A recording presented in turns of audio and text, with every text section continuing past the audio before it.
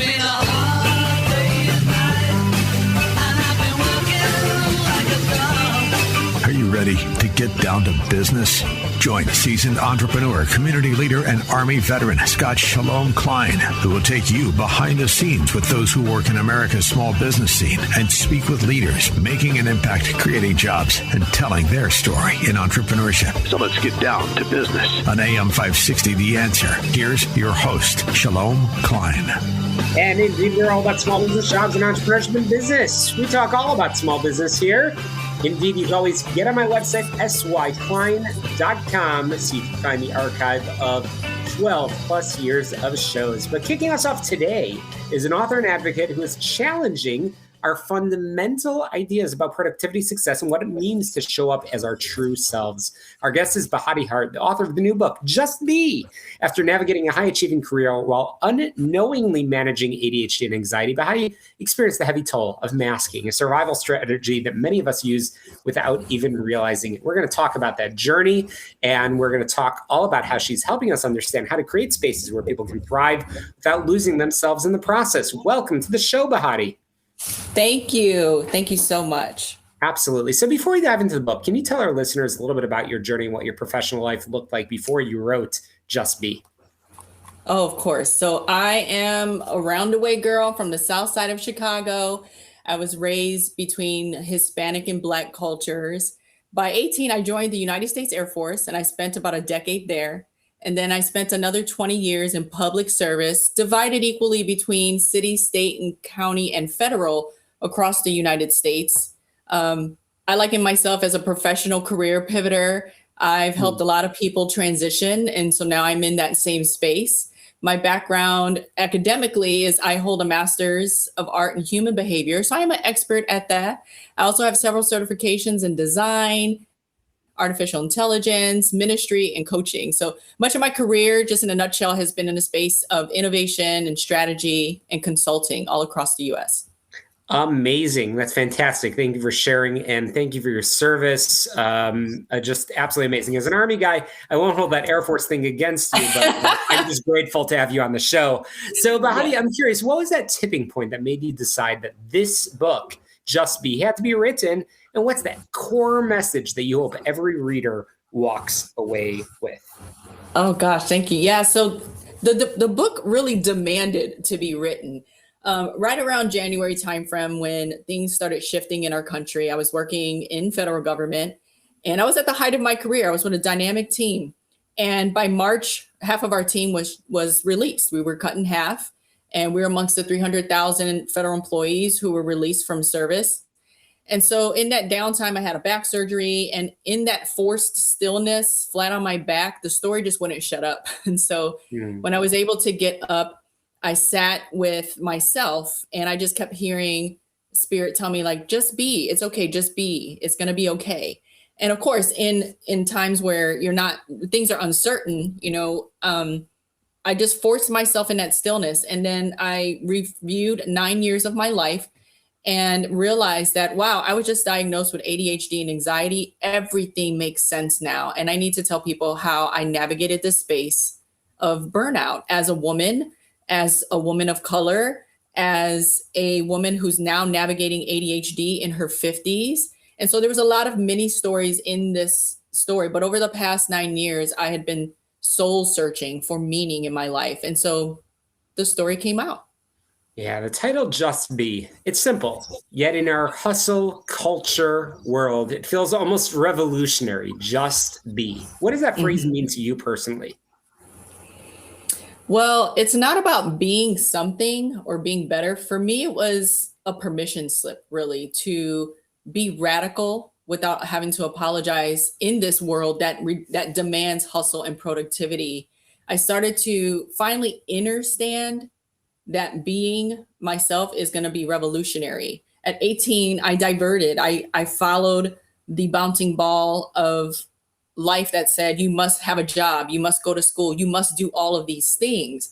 Whereas at 50, I'm deciding just being is coming back to my heart and finding my truth and choosing joy over judgment. I'm creating so many things. I'm taking authority over my life as someone who is menopausal, mystical, neural spicy, whatever these labels need to be for people to understand that I'm coming out into this world, not performing anymore, but to just be who I am, who everyone has told me I am, which is a good-hearted person.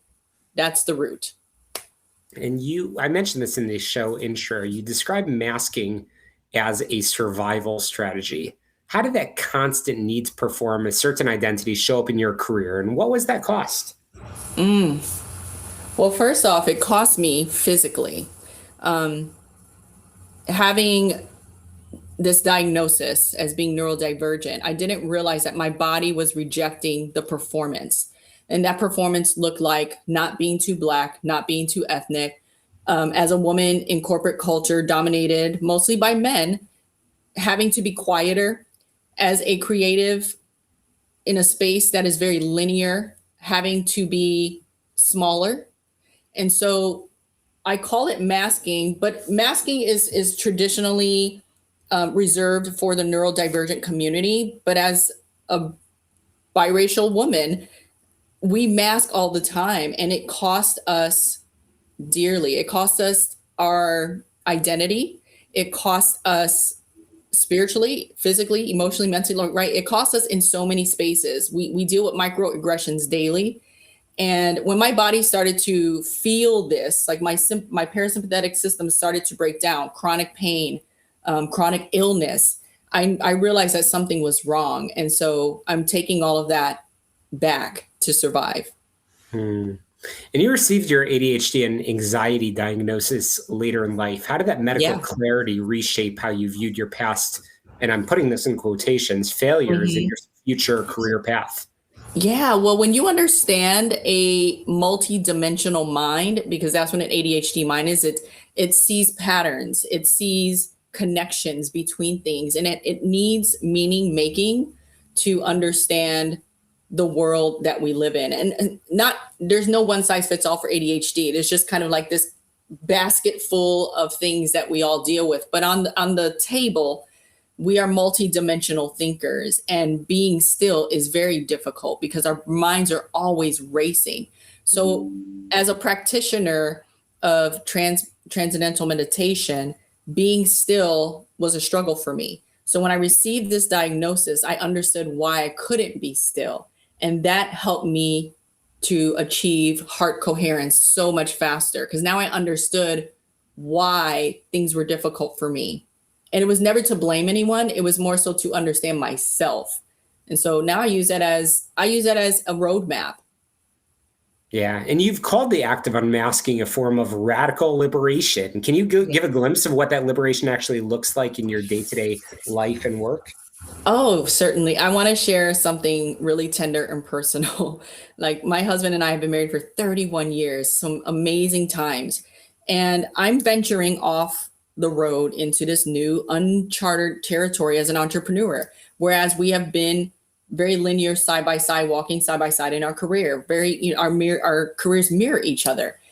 And we had a deep conversation last night, and I said, I'm comfortable being where we are financially and in our lifestyle, but I'm not happy because I want to be free creatively.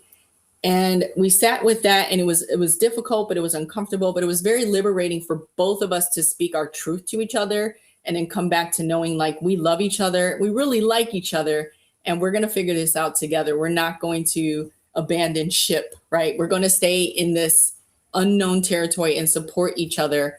But it was difficult. But radical liberation for me is defined basically by allowing your heart and your mind to be conjoined, so you understand what your freedom looks like.